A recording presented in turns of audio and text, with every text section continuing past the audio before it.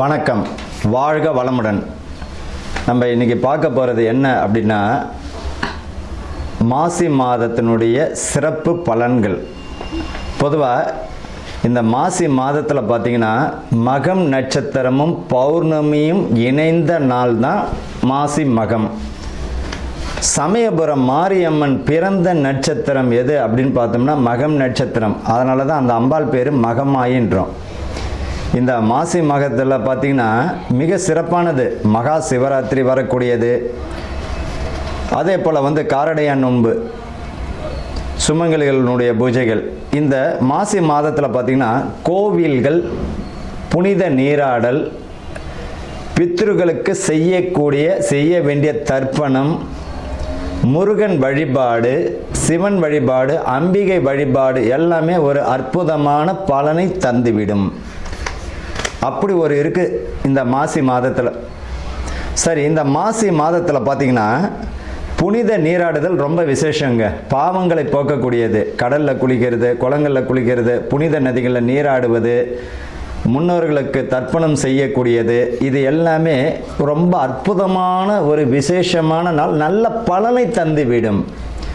குழந்தை இல்லாத தம்பதிகள் பார்த்திங்கன்னா இந்த செவ்வாய்க்கிழமையில் முருகன் வழிபாடு பண்ணும் பொழுது குழந்தை கருத்தரிக்கிறது, அதாவது கருத்தரிப்பதற்குரிய மாதமாக அமைஞ்சிடும். இந்த மாசி மகத்தில் பார்த்திங்கன்னா சமயபுரம் மாரியம்மன் வழிபாடு செய்வதும் மிக, உங்கள் வீட்டுக்கு பக்கத்தில் மாரியம்மன் இருக்குன்னா அந்த அம்பாளுக்கு மாவிளக்கு ஏற்றி வைப்பதோ, அர்ச்சனை செய்வது, அந்த அம்பாளுக்கு எலுமிச்சை மாலை போடுவது மிக சிறப்பான ஒரு பலனை தந்துவிடும். பொதுவாக இந்த எலுமிச்சை மாலைன்னு தான் ஒன்று ஞாபகம் வருது. தயவு செய்து பார்த்திங்கன்னா இந்த ஊசியில் கோத்த பழத்தை தயவு செஞ்சு இந்த சில கோயில்களில் கொடுக்கறது ஒரு வழக்கமாக வச்சுப்பாங்க. அம்பாளுக்கு மாலை போட்டுருவாங்க. அந்த மாலையை பிச்சு என்ன பண்ணுவாங்க, ஒரு பழத்தை ஒன்று கொடுத்துட்டு இருப்பாங்க. பொதுவாக ஒரு பழத்தை துளை போட்டாலே அதனுடைய பலி முடிஞ்சிடுச்சு. அப்பேற்பட்ட பழத்தை நம்ம வாங்கக்கூடாது. முழு பழத்தை இறைவனுக்கு சமர்ப்பிக்கணுமா, ஒரு முழு பழத்தை கொடுத்து அம்பாளனுடைய பாதத்தில் வச்சு அதை வீட்டுக்கு எடுத்துகிட்டு ஜூஸ் போட்டோ அல்லது எதாச்சும் உணவில் சேர்த்துக்கிட்டோ நம்ம உள்ளுக்கு சாப்பிட்ணும். நம்ம என்ன செய்கிறோம், சாமிகிட்ட வச்சுட்டு அது மாட்டு காஞ்சி போய்டும். காஞ்ச உடனே தூக்கி குப்பையில் போட்டுருவோம். பொதுவாக அம்பாள்கிட்ட கொடுத்த பழத்துக்கு அப்படி ஒரு அற்புதமான சக்தி உண்டு. அதை நம்ம பயன்படுத்தணும். ஊசியில் கோத்த பழம்லாம் இல்லை, முழு பழத்தை கொடுத்து இறைவன்கிட்ட இருந்து நம்ம வாங்கிக்கிறது நல்லது. மகா சிவராத்திரி, அதாவது என்னைக்கு வருது இந்த மகா சிவராத்திரி? ஈசனை வழிபடக்கூடிய மிக அற்புதமான நாள், மோட்சம் கிட்டக்கூடிய நாள். அன்னைக்கு இறைவனை மட்டும், பகவானை மட்டும் நம்ம மனமாற வேண்டிக்கிண்டு நீ தான் கதி அப்படின்னு சரணாதிகதி அடையணும். மகா சிவராத்திரி அன்று பார்த்திங்கன்னா ரொம்ப அற்புதமான நாள். என்னைக்கு வருது அப்படின்னா 15/2/2026 மாசி மாதம் 3ஆம் தேதி மகா சிவராத்திரி. மாசி மகம், மாசி மாதத்தில் வரக்கூடிய மகம் நட்சத்திரம். சமயபுரம் மாரியம்மனுடைய நட்சத்திரம், பிறந்த நட்சத்திரம் பார்த்திங்கன்னா மகம் நட்சத்திரம். அதனால தான் மகமாயின்றோம். 2/3/2026 மாசி மாதம் 18ஆம் தேதி அன்னைக்கு மாரியம்மன் வழிபாடு, வராகி வழிபாடு, பெண் தெய்வங்கள் வழிபாடு, அம்பிகை வழிபாடு மிக அற்புதமான ஒரு பலனை தந்துவிடும்.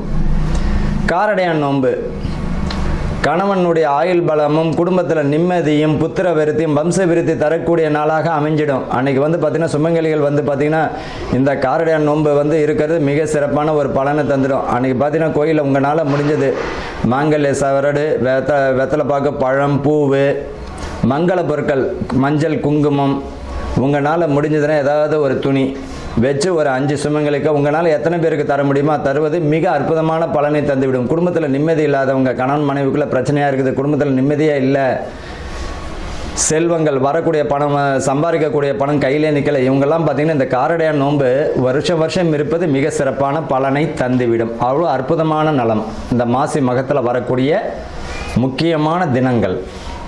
இப்போ அடுத்தது பார்த்திங்கன்னா இந்த ராசி பலனுக்கு நம்ம போகலாம். விருச்சிக ராசி அன்பர்களுக்கும் நேயர்களுக்கும் ஆனந்த வணக்கங்கள். இந்த விருச்சிக ராசியில் பார்த்திங்கன்னா ரொம்ப அற்புதமான ராசியில் பார்த்திங்கன்னா இந்த விருச்சிகம்தான். விஷாகம், அனுஷம், கேட்டை. ஓம் என்ற பிரணவ மந்திரம் உருவானதும் இந்த விஷாகம்தான். அனுஷத்தில் ஒரு அனுகிரகம். காஞ்சி மகாபெரிவா பிறந்ததும் அனுஷம்தான். அன்னை மகாலட்சுமியினுடைய நட்சத்திரம் அனுஷம். கேட்டை பார்த்திங்கன்னா இந்த புதனுடையது. சித்தர்மார்கள் அதிகமாக இந்த கேட்டை நட்சத்திரத்தில் பிறந்திருப்பாங்க.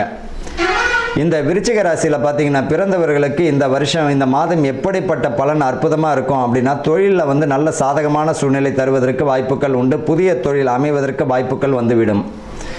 ஏற்கனவே நடத்திய தொழிலில் கொஞ்சம் விரிவுபடுத்துவீங்க. மாணவர்கள் பார்த்தீங்கன்னா கல்வியில் ரொம்ப கவனம் செலுத்துவது நல்லது. இந்த மாதத்தில் வந்து நீங்கள் எந்த அளவிற்கு கவனமாக இருக்கீங்க, எந்த அளவிற்கு நீங்கள் வந்து உழைக்கிறீங்களோ அந்த அளவுக்கு நல்ல ஒரு வெற்றியை தரக்கூடிய மாதமாக இருக்கும். ரொம்ப அற்புதமாக இருக்குது. சுப காரியங்கள் என்பதை விட சுப விரயங்களுக்கு நல்ல பலனை தந்துடும். இடமாற்றம், ஊர் மாற்றம் தருவதற்கு வாய்ப்புகள் உண்டு. பூர்வீகத்தில் போய் சேர்றவங்களும் பார்த்தீங்கன்னா இந்த ராசிக்காரங்க தான். எங்கள் தாத்தா பிறந்த ஊர் அப்படின்வாங்க. அந்த பூர்வீகத்தில் போயிட்டு இவர்கள் வீடு கட்டி வாழ்வதற்கும் மண் வாங்குவதற்கும் அங்கேயே பூர்வீகத்தில் வீடு கட்டக்கூடிய அமைப்பு எல்லாமே இந்த விருச்சிக ராசிக்காரர்களுக்கு இந்த மாசி மாதத்தில் அஸ்திவாரம் போடுவீங்க.